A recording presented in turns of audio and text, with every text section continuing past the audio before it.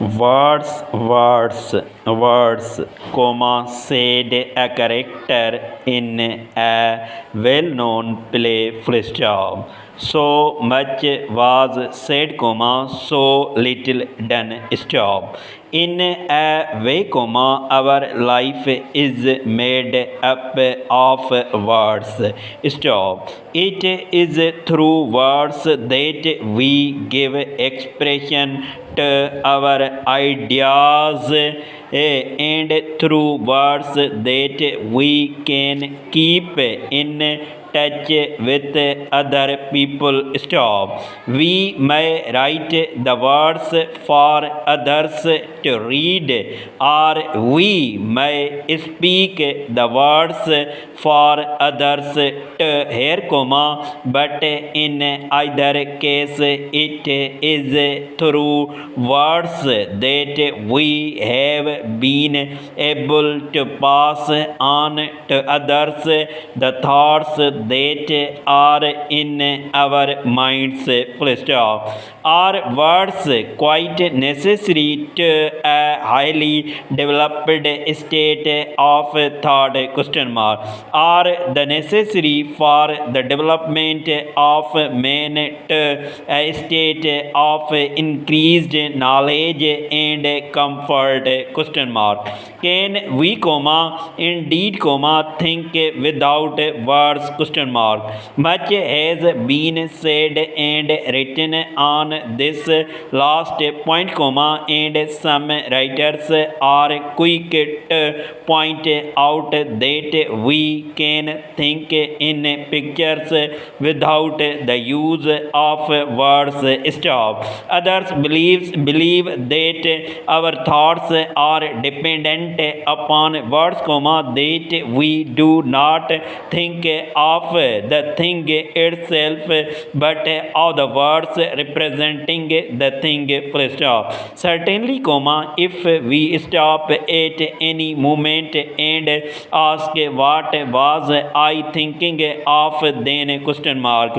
We find that we have been using words in our thoughts. Stop. Para. The use of words is one great difference that sets man apart from other animals. Stop. It is true that most living things seem to use sounds of some sort to their life with one another, but they do not use language as man does. Full stop. So far as we can judge from historical records, comma, man continued in a very early state of development until he began to speak. Stop. With the use of words, he developed more quickly, comma, and when he learned to write down the words, his development increased at a very great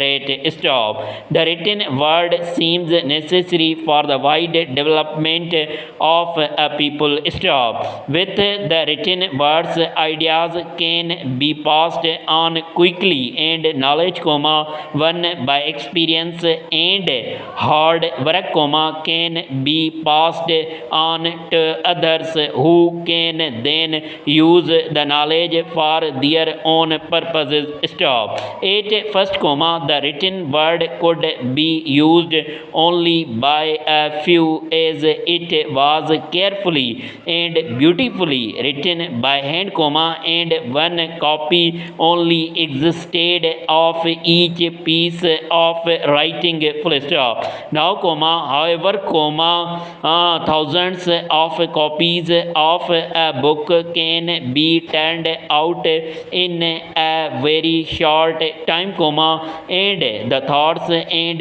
ideas of one man can be read by millions. Stop. This has its dangers, comma, of course, comma, as well as its advantages, for it may happen, and we have seen it happen, that a person with a powerful use of words can influence millions of people in the direction he desires. For words are powerful things.